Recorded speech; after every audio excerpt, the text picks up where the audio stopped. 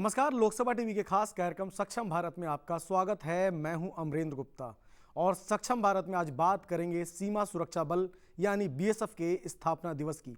सीमा सुरक्षा बल भारत का एक प्रमुख अर्धसैनिक बल के साथ साथ विश्व का सबसे बड़ा सीमा रक्षा बल है।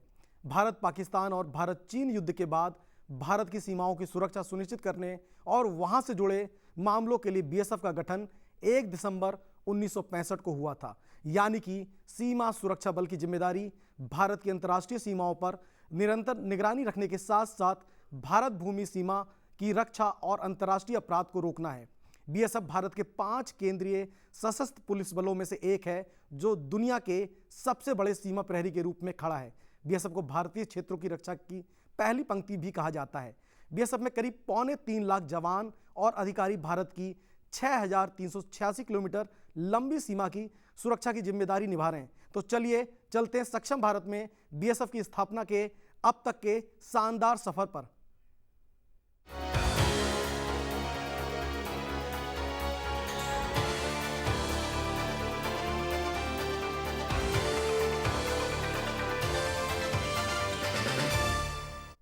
सीमा सुरक्षा बल यानी बॉर्डर सिक्योरिटी फोर्स ने मंगलवार 1 दिसंबर को अपना 56वां स्थापना दिवस मनाया। इस मौके पर प्रधानमंत्री नरेंद्र मोदी, केंद्रीय गृह मंत्री अमित शाह और रक्षा मंत्री राजनाथ सिंह ने बीएसएफ के जवानों और उनके परिवारों को शुभकामनाएं दी। पीएम मोदी ने बधाई देते हुए कहा कि भारत को देश की अंतर्राष्ट्रीय सीमा की रक्षा करने वाले इस बल पर गर्व है।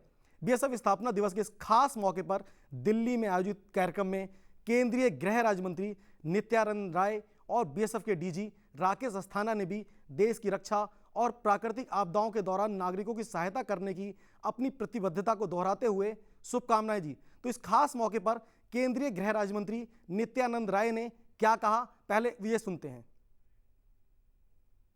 हमारे पड़ोसी देश द्वारा सीमा पर सीज फायर का उल्लंघन आए दिन किया जा रहा है। वही आतंकी घुसपैठ, आधुनिक हथियार एवं नशीले पदार्थों की तस्करी के माध्यम से देश को नुकसान पहुंचाने की कोशिश साजिश भी लगातार पड़ोसी देश द्वेष की भावना से करते रहते हैं। बीते दिनों सीमा पर जमीनी सुरंग का मिलना और ड्रोन के माध्यम से घातक हथियारों को भारतीय सीमाओं में भेजना इसका प्रत्यक्ष उदाहरण है। सीमाओं पर कठिन परिस्थितियों व विपरीत मौसमी हालात में के बावजूद भी बल के बहादुर जवानों ने जिस ढंग से इन चुनौतियों का डटकर सामना करते हैं वह निश्चित ही बेहद प्रशंसनीय है। वैश्विक महामारी कोविड-19 के इस दौर में बल के जवानों ने जिस प्रकार से सीमावर्ती आबादी व अन्य कार्य क्षेत्र के इलाकों में स्थानीय लोगों के हित में महत्वपूर्ण काम किया है वह बेहद प्रशंसनीय है। लोगों को बीमारी के प्रति जागरूक करना हो या मेडिकल सहायता हो, बल के प्रहरी प्रत्येक क्षेत्र में अपनी दक्षता साबित कर रहे हैं। निश्चित रूप से इस सेवा के क्रम में अपने जवान भी संक्रमित हुए। संक्रमण के बावजूद भी आपने हौसला नहीं खोया। अब आपको सुनवाते हैं कि बीएसएफ के डीजी राकेश अस्थाना ने इस खास मौके पर क्या कुछ कहा। सीमा सुरक्षा बल के अमर शहीदों को सगर्व स्मरण कर अपने श्रद्धा सुमन अर्पित करता हूं, जिन्होंने कर्तव्य पथ पर अपना सर्वस्व न्यौछावर कर राष्ट्र रक्षा के दायित्व को निभाया और अमर हो गए। ये सभी शहीद प्रहरी हमारे प्रेरणा स्रोत हैं। मैं आज इस मंच से बल के गठन पश्चात राष्ट्र रक्षा में कर्तव्य की वेदी पर शहीद हुए उन सभी 1922 शहीदों के परिवारजनों के प्रति गहरी संवेदना एवं कृतज्ञता प्रकट करता हूं। साथ ही उन्हें यह विश्वास दिलाता हूं कि प्रहरी परिवार पूरी निष्ठा से सदैव आपके साथ खड़ा है।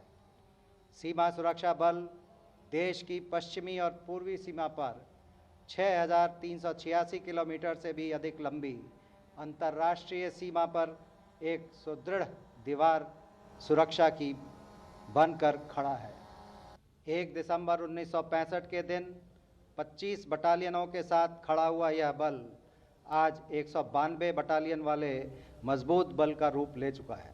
सीमा सुरक्षा बल ने देश विरोधी ताकतों के सभी नापाक इरादों को नाकाम कर सीमा सुरक्षा के क्षेत्र में अपनी एक विशेष पहचान बनाई है। देश की पश्चिमी अंतर्राष्ट्रीय सीमा पाकिस्तान के घुसपैठियों को घुसाने और आतंकवादी प्रवृत्तियों को प्रेरित करने के नापाक इरादों के फलस्वरूप बेहद संवेदनशील है। बल की सीमा पर तैनाती के चलते राष्ट्र विरोधी ताकतों के लगातार विफल होते प्रयास घुसपैठियों और तस्करों में हताशा के भाव पैदा कर रहे हैं। हम सीमा प्रहरी पूर्ण निष्ठा के साथ देशवासियों को यह विश्वास दिलाते हैं कि राष्ट्र विरोधी ताकतों की सभी कोशिशों को नाकाम करने में यह बल दिन रात सीमाओं पर पूरी मुस्तैदी के साथ खड़ा हुआ है। बीएसएफ के सीमा प्रहरियों ने अपने पराक्रम से अपने आदर्शवाद जीवन पर्यंत कर्तव्य को सदैव चरितार्थ किया है। राष्ट्र सेवा और समर्पण के लिए समर्पित रही देश की अपनी रणविजयी सीमा सुरक्षा बल पर हमें गर्व है। बीएसएफ ने एक बहादुर बल के तौर पर अपनी पहचान बनाई और इसी बहादुर बल की स्थापना और अब तक के इनके पराक्रम को समझने के साथ साथ आज बीएसएफ के सामने क्या चुनौतियां हैं, इस पर बात करने के लिए हमारे साथ दो खास मेहमान मौजूद हैं। हमारे साथ स्टूडियो में मौजूद हैं वरिष्ठ पत्रकार मुकेश कौशिक जी। सर, आपका बहुत बहुत स्वागत है। और वर्चुअल हमारे साथ जुड़ रहे हैं बीएसएफ के पूर्व IG JP Sinha ji. Sir, आपका भी बहुत बहुत स्वागत है। धन्यवाद।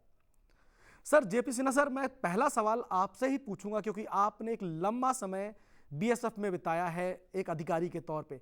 राष्ट्र सेवा और समर्पण के लिए समर्पित सीमा सुरक्षा बल के अब तक की इस 56 साल की यात्रा को सर आप कैसे देखते हैं?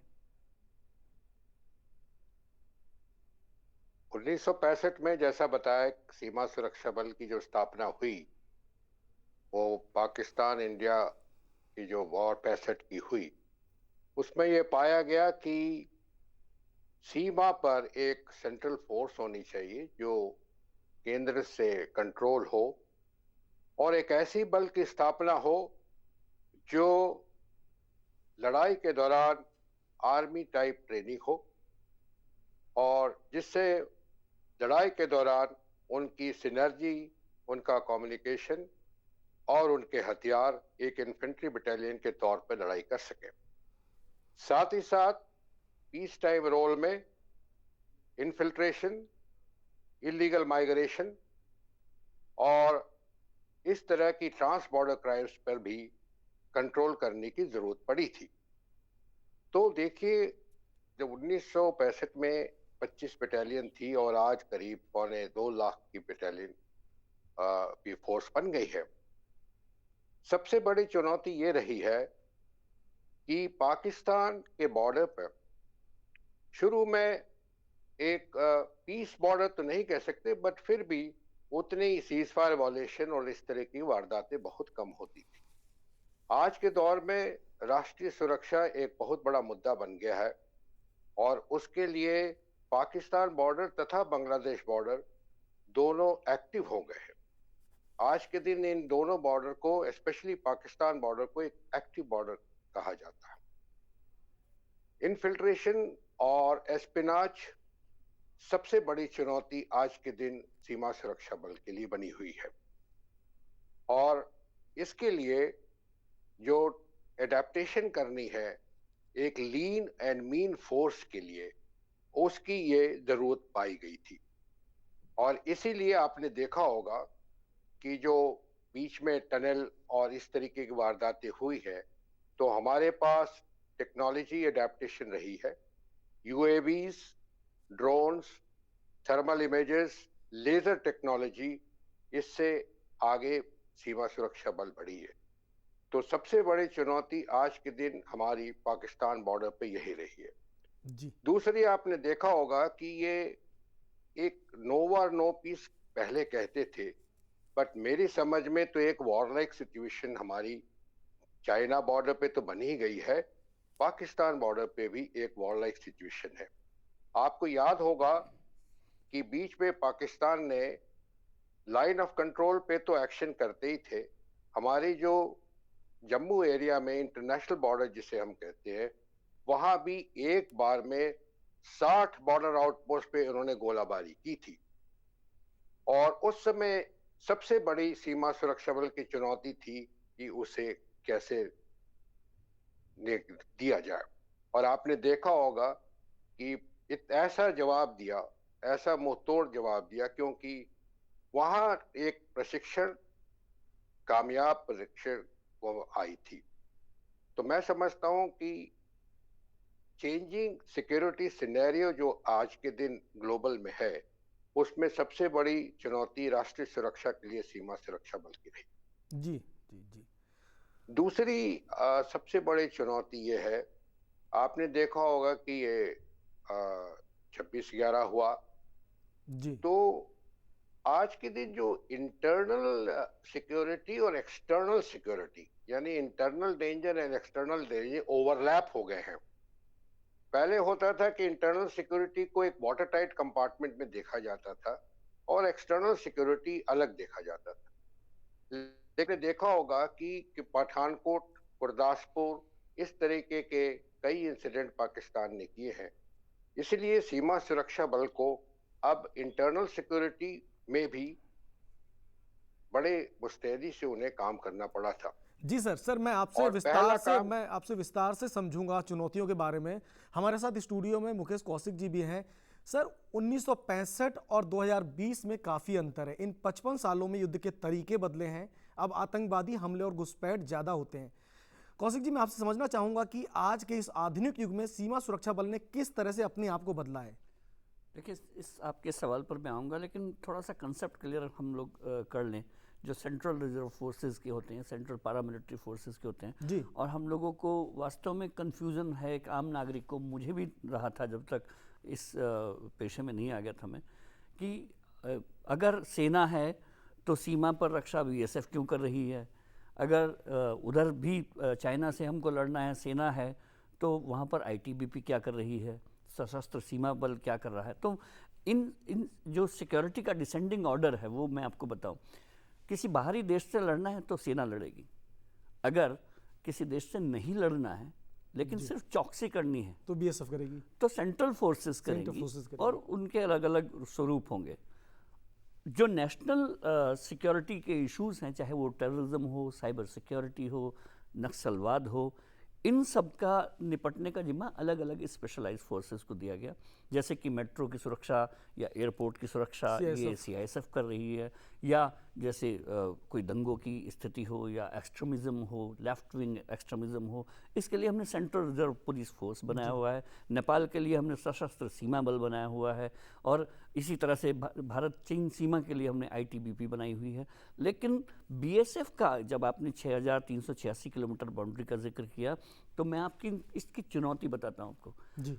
वहाँ इस 6386 किलोमीटर में रेगिस्तान भी शामिल है, उसमें पंजाब का एरिया भी शामिल है।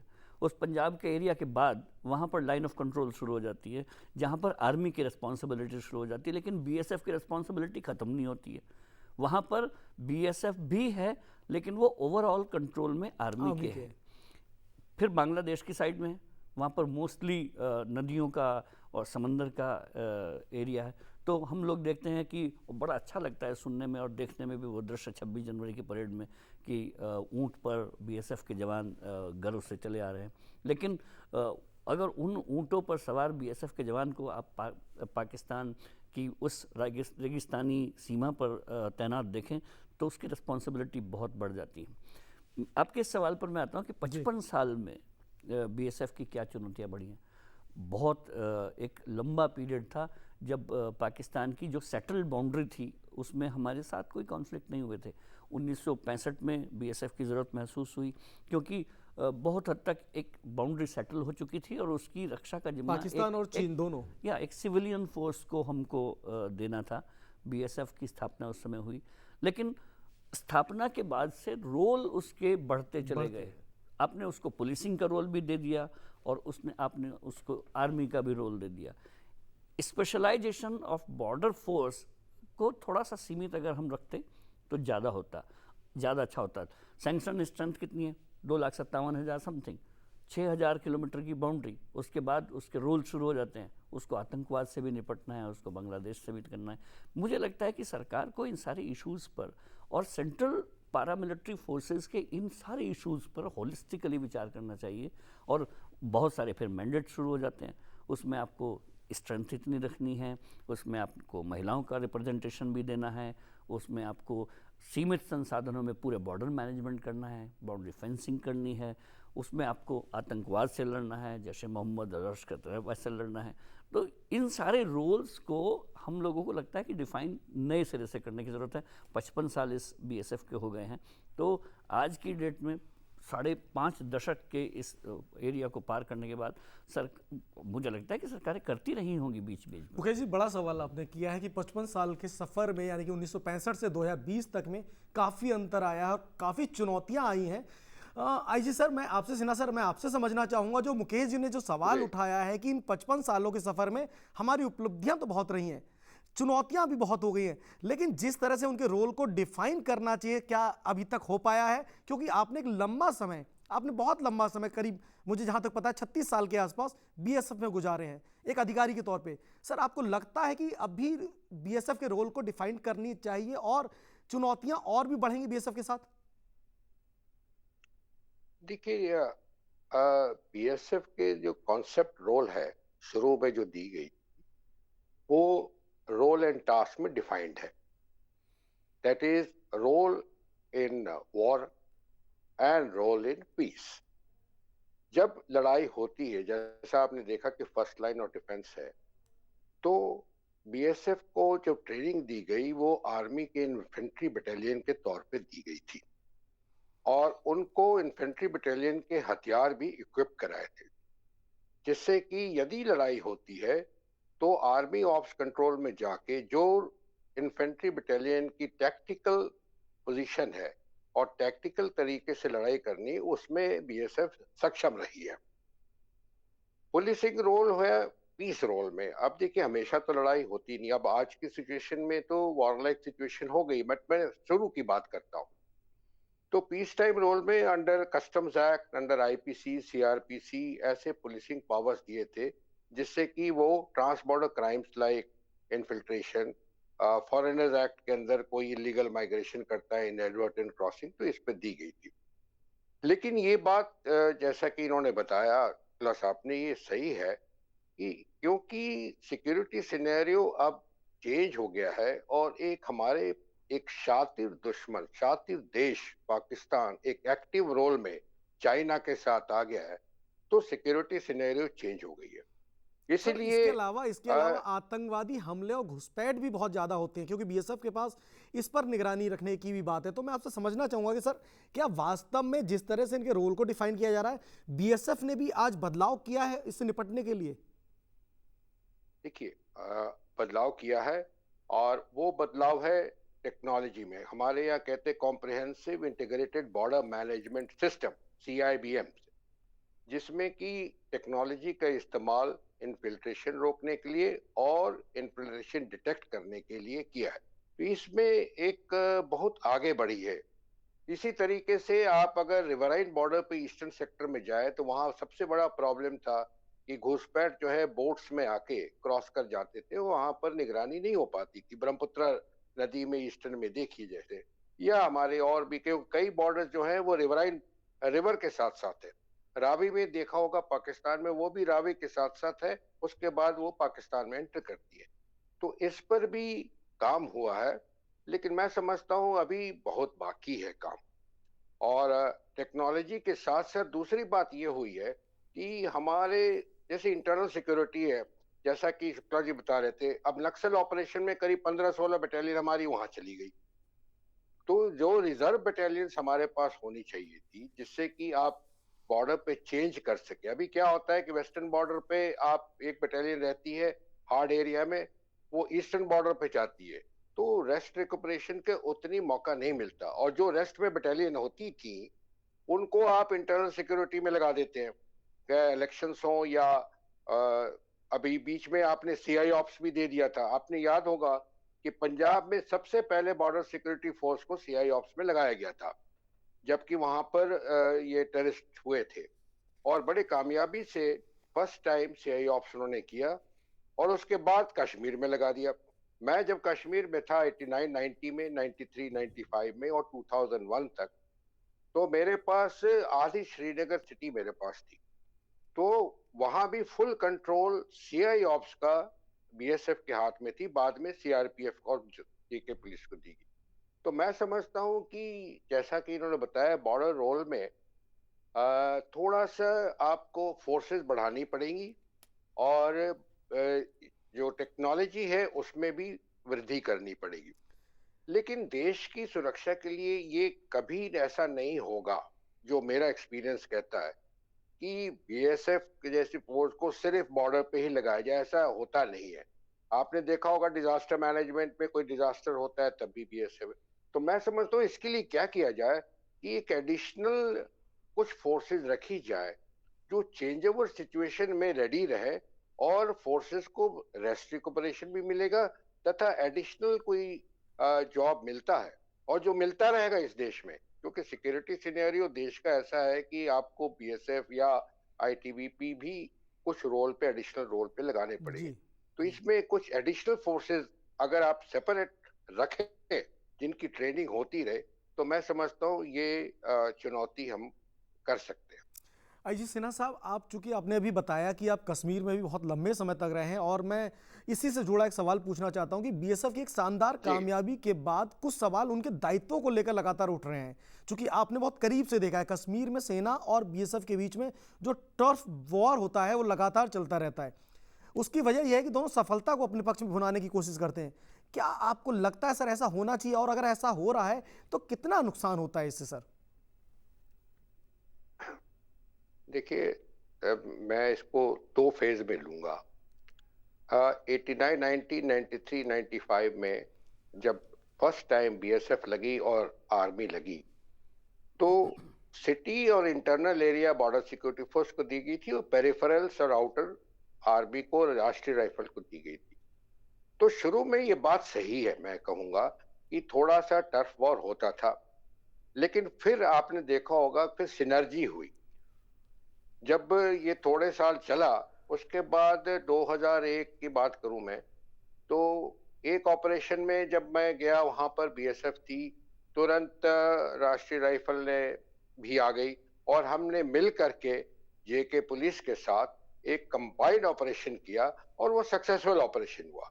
तो शुरू में मैं मानता हूं ऐसी बातें थी, क्योंकि वो कोऑर्डिनेशन का मामला था, लेकिन आज के दिन मैं समझता हूं कि there is a total synergy between the police, the paramilitary force and the army. और इसलिए आपने देखा होगा जो ऑपरेशन फ्लश आउट किया गया कश्मीर में, वो मोस्ट सक्सेसफुल रहा।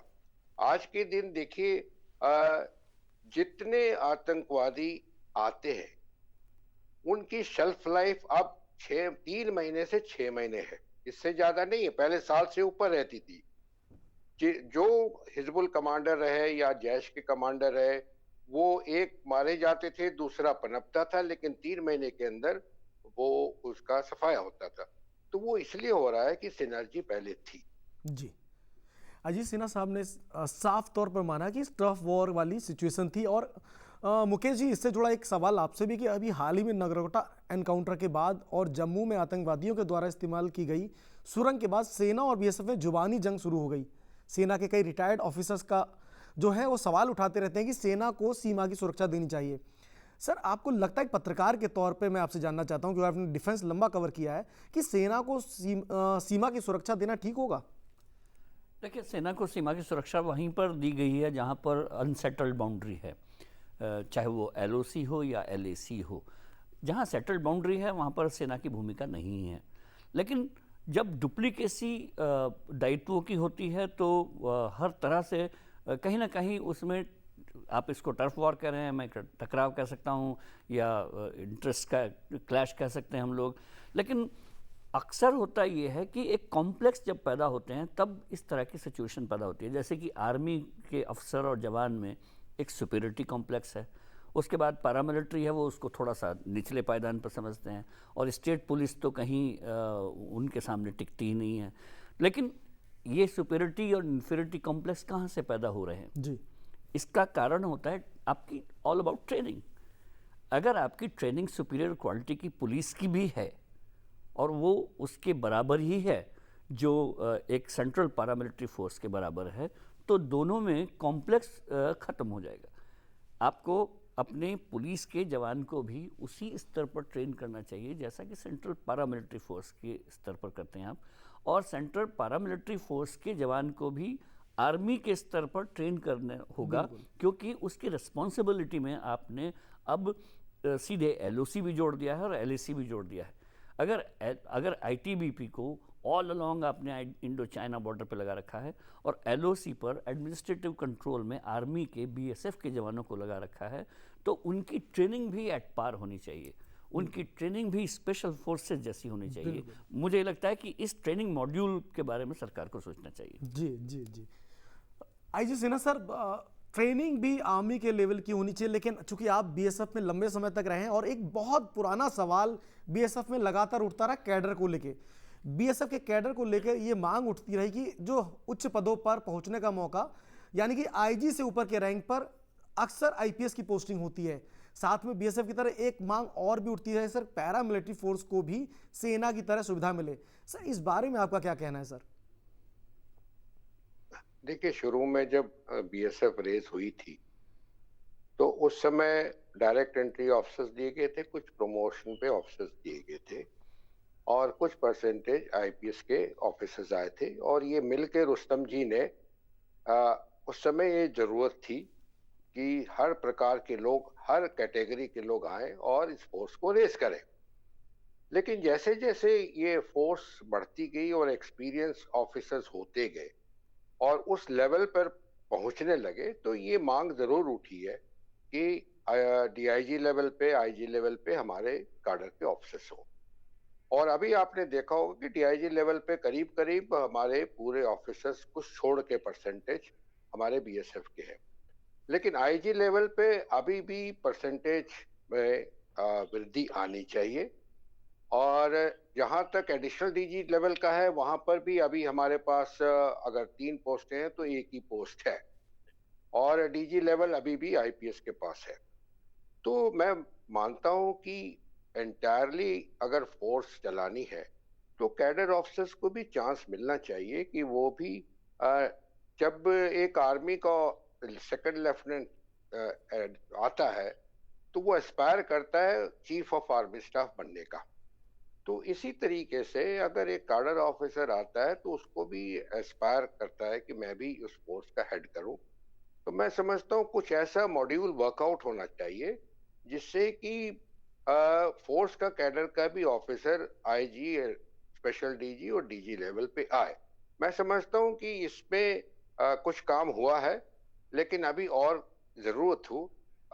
कोई वर्कआउट सिचुएशन कर सकते हैं रोटेशन का या कोई इस तरीके का, क्योंकि देखिए एंटायरली तो हमारे भी ऑफिसर्स डिपुटेशन पे जाते हैं, उनके भी ऑफिसर्स आते हैं, लेकिन ये जरूर है कि अगर एक ऑफिसर कैडर बीएसएफ का या central armed police force BSF के कैडर पे भी अगर आता है, बिल्कुल सरकार तो को सोचना चाहिए। बिल्कुल सही बात आपने कही कि बीएसएफ के कैडर पे भी सरकार को एक बार सोचना चाहिए, क्योंकि लंबे समय से मांग है। और बीएसएफ की स्थापना से लेकर अब तक के सफर के साथ साथ बीएसएफ की चुनौतियों पर आपने अपना नजरिया रखा। मुकेश जी आपका और आईजी सिन्हा सर आपका बहुत बहुत धन्यवाद। तो मैं जो बात कर रहे थे, हम लोग सक्षम भारत में वो बात कर रहे थे बीएसएफ की स्थापना दिवस की। भारत के 5 केंद्रीय सशस्त्र पुलिस बलों में से एक और दुनिया के सबसे बड़े सीमा सुरक्षा बल के रूप में आज बीएसएफ को जाना जाता है। बीएसएफ को भारतीय क्षेत्रों की रक्षा की पहली पंक्ति भी बोला जाता है। राष्ट्र सेवा और समर्पण में आज बीएसएफ के तकरीबन 3.25 लाख जवान और अधिकारी देश की सेवा में जुटे हुए हैं। 1960 से लेकर 2020 तक 25 बटालियन से शुरू हुई बीएसएफ आज 192 बटालियन तक पहुंच चुकी है। बीएसएफ में मरीन विंग, आर्टिलरी और कमांडो यूनिट आज देश की सीमा की सुरक्षा में मुस्तैद हैं। तो कुल मिलाकर कहा जाए तो जीवन पर्यंत कर्तव्य को अपना आदर्श बाग बनाने वाले सीमा सुरक्षा बल को देश पर गर्व है। तो आज के सक्षम भारत में इतना ही। मुझे दीजिए इजाजत। नमस्कार।